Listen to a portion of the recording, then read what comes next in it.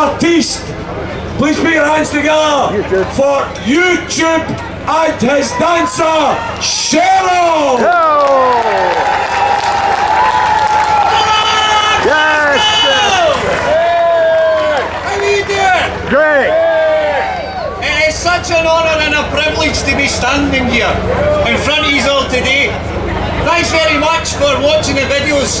Thanks for allowing us to share the images that we use in the videos. We started this in the grassroots campaign. It was a wee thing. Right, Sorry, pal. Thank you. Usually I'm too loud at these things. That's better! That's better! We started this during the grassroots campaign. There was a few of us. And then there was loads of us. And this is it all again. Hope over fear. Hope over fear. And hope over fear. At the referendum's independence thing, there was loads of hope. And we all had loads of hope. But unfortunately fear won out over the day. That and potentially some dodgy voting, but hey, we'll not talk about that today. But basically what we have to do here, we're here today to support the SNP. I'm here particularly to support Nicola Sturgeon. Because that's one hell of a Scotswoman. And we need to back this woman as much as we can against the London establishment.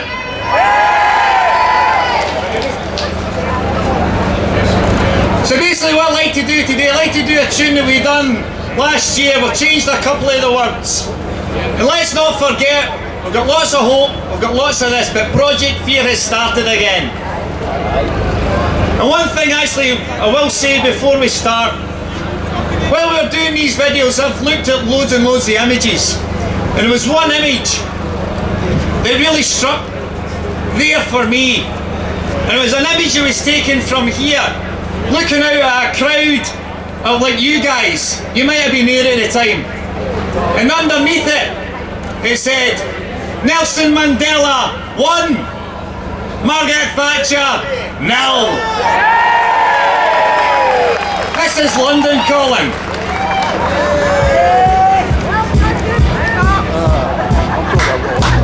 Let's see you bouncing. Do you remember how you pogo? Let's see ya. Hey.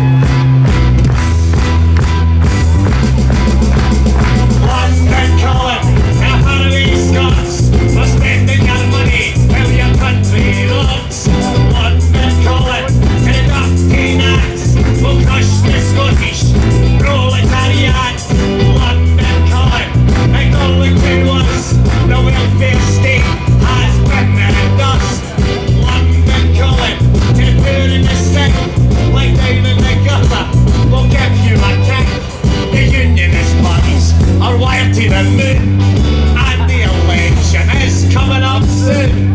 They'll all want our votes, but I have no fear, cause London is burning out. I'm voting for freedom. London calling. His faithful MPs will broadcast their lies on the BBC. London calling. Keep them giving Ruth. Make sure the Scots don't hear any truth. London calling. Well, we got no shame. Tories and Labour are exactly the same. London calling. Get ready to run. The gravy train leaves from platform 1. The unionist parties are wired to the moon, and the election is coming up soon. They'll all want to vote, but I have no fear, cause London is drowning out. I'm voting for freedom.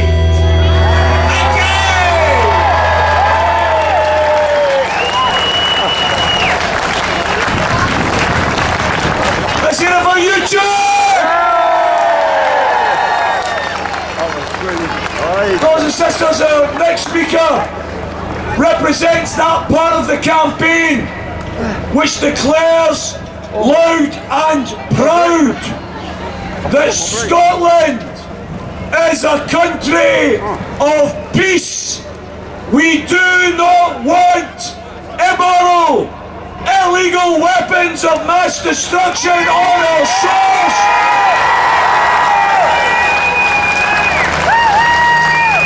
Please put your hands together for the Vice Chairperson of Scottish CND, Isabel Lindsay.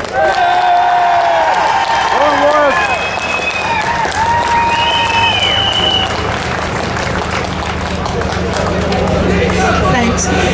The British state over centuries has defined itself through militarism. And it's very hard to find a year when Britain was not engaged in a war somewhere in the world. And if we weren't engaged in fighting, we've been commemorating wars again and again and again and again, because that has become such an important part of the British identity for those who run the state. And yet, look at the world. What effect has this had? Over the past dozen years, we've spent probably a modest estimate of about £35 billion over and above the normal defence budget in order to make the world a much more dangerous place than it was.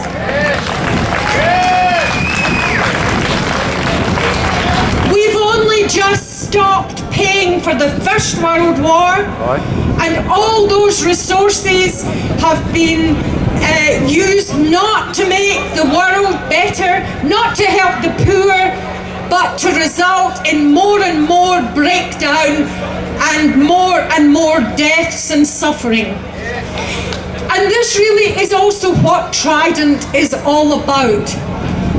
Even those in important military positions concede it's not for military purposes, it is for prestige. It is in order that the British state can have a seat at the top table, can be seen to punch above its weight. These are the phrases, that's the language that they use.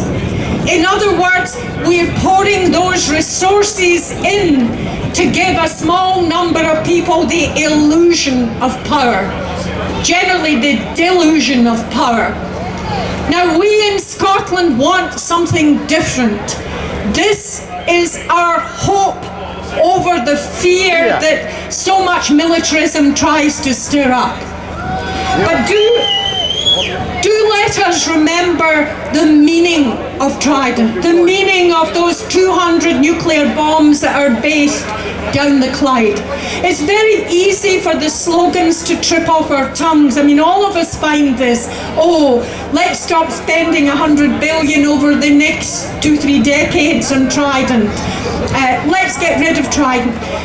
Let us remember what these weapons mean. Because unless we get people really to feel, to realise that these are capable of destroying civilised life in the world, all that we've inherited, all that previous generations have worked for, like that, could be destroyed. And they are based in Scotland.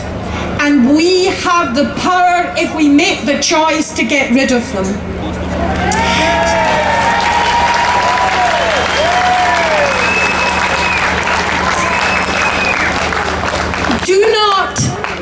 Do not take on board the arguments that Labour in particular so often use. But we will destroy thousands and thousands of jobs. Apart from the fact that if we spent the money in job creation, we could create thousands and thousands of jobs. It's also the case that Trident in Scotland creates very, very few civilian jobs. 500 is what the MOD civilian jobs related directly to Trident, because the work is done elsewhere. The refitting is done in Devonport, the warheads are built in Burfield and Aldermaston. The missiles are built and serviced in the United States. There's very little Trident-related civilian work in Scotland, so don't let them get away with that argument.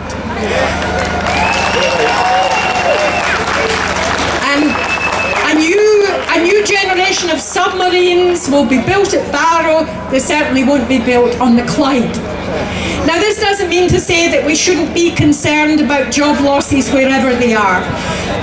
And that is why we have called, along with the Scottish TUC, for the establishment of a Defence Diversification Agency, planning for peacetime use of our resources.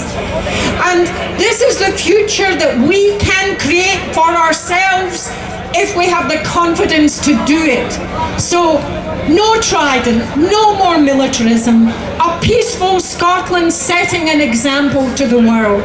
Thank you. Let's hear it for Isabel Lindsay!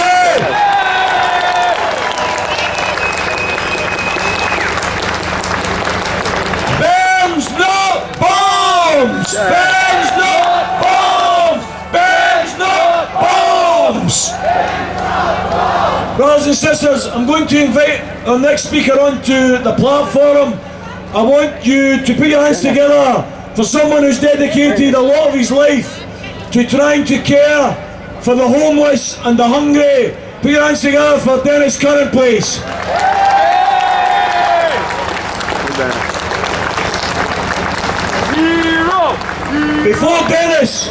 Before Dennis addresses us, I'm going to invite someone else onto the platform. A young woman, a young girl, 7 years of age, who at Christmas, on hearing the stories about the homeless, the hungry, about food banks, told her mum and dad she wanted to do something. She wanted to do something to help. She suggested a rock climb to raise money for the homeless and the hungry. They managed to raise an incredible amount of over £500 for loaves and fishes. Please welcome Jodie Park onto the stage.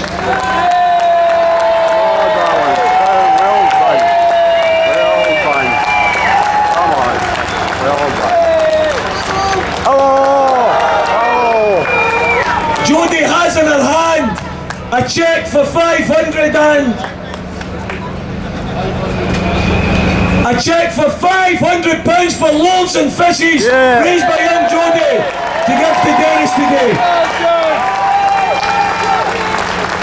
Brothers and sisters, it's acts like that from young Jodie and the thousands of children like her across Scotland that lets us know loud and clear our future is in safe hands. Yes. Put your hands together for Dennis Curran of Loaves and Fishes.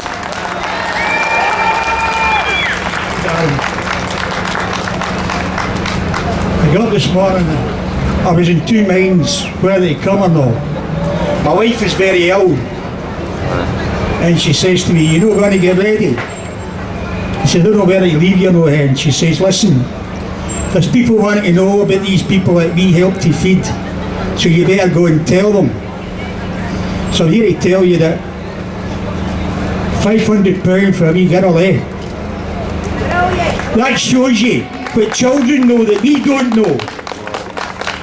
That's somebody that knows that people are going without.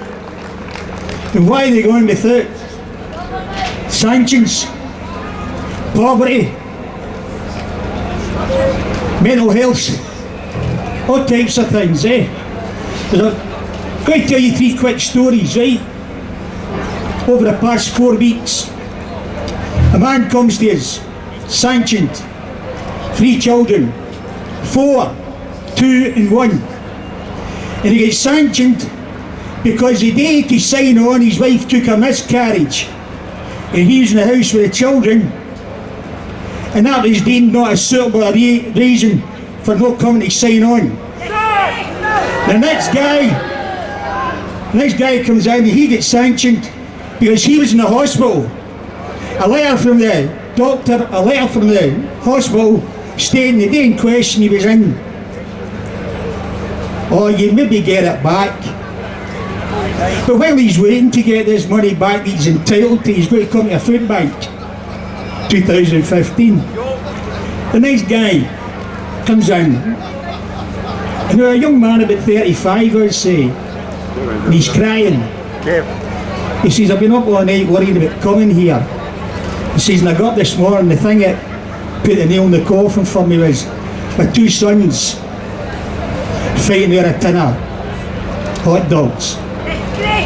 Who was going to get them? Hey, who was going to get them, you know? That made him come to us. And why did he come to us? Because the company he worked for went into liquidation, he's paid off, goes to sign on, everything's okie dokie. The next week his wife gets paid off and she goes to sign on. And they've got a hold on their benefits. 2 years can sign on, but only one is getting the benefit. How does that work with our equal rights, eh? She's paying her tax and her insurance, he's paying her tax and insurance, but only one can get it. That can only happen here, eh? There's people come to us and they're being demeaned because they're poor. They're demeaned because they've no got. And there's people, maybe someone in this crowd maybe even, have been accused of being something else because I've accepted an MBE. And the reason I accepted the MBE is because for 22 and a half years I've been fighting about poverty. And for once it's recognised, because they've got to recognise it to give me the MBE. They've got to recognise what I'm doing. So to me, that lets me know that they know it exists. And what's right about people having to donate to a food bank? Why in 2015? 21st century. And it's back in the 1500s, eh? Normans and Saxons. The poor's no go, so make sure they've no go. Get a lot off them. We're not moving forward, we're moving backwards. And sadly, we've got politicians talking today, and you say to them, what's your policies in food banks? And they say, well, we're going to look into it. We're going to help you. I says, I hope that means you're going to shut us. Don't want people coming to us. Every man and woman's got a entitlement to go to the Sainsbury's or anywhere else to buy their food. Not come to a food bank to get the stuff you shouldn't be eating. Or the stuff that's filled with the stuff we're not supposed to be eating. They're not eating fresh food. So tin goods, eh? But through your generosity, the generosity of that ambulance there, eh? We try to give people a £10 voucher to go to the butcher. And the butcher there says to me, if you can put an extra pound to that, you'll get £13 worth of butcher meat. And it's not coming for the government. Doesn't matter what party it is, eh? It's coming for yous. Yous are changing people's lives. If you've any idea what it is for a mother to stand in a kitchen and open a kitchen door and it's empty, then look at the children and say, what am I going to do? How am I going to feed them tonight? 2015 and children are going to school hungry and cold. Dennis, can you give me food that we don't need to cook because we've no heating? 2015. We need somebody in power that's going to change that. It's certainly not coming from England.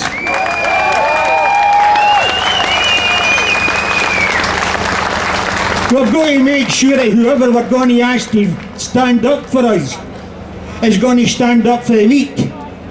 It's everybody's duty to make sure that those who can't and don't have get.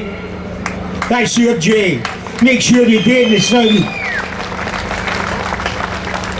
I'm looking about here and I see everybody standing there, eh? Well, when you look at the footage from out of that van,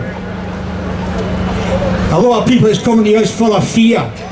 I'll be giving hope your contributions, because they're going to get up in the morning and they will say, we've got something to eat today. God bless every one of you. Thank you.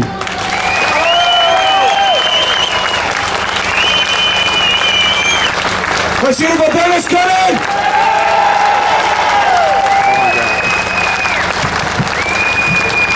I remember, brothers and sisters, during the referendum campaign, being interviewed by Alex Neil on the, I think it was a Sunday Politics show, and he was trying to scaremonger in the way that the British Bias Corporation does. And he said, but Mr. Sheridan, isn't it the case that in independent Scotland all the banks are going to close? And I say, no, Andrew, in an independent Scotland, the only banks to close will be the fake banks in an independent Scotland. We won't need them.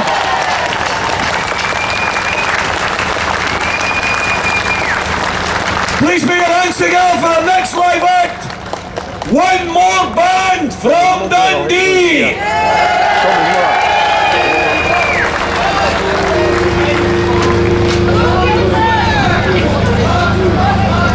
Okay, let's pick up the pieces.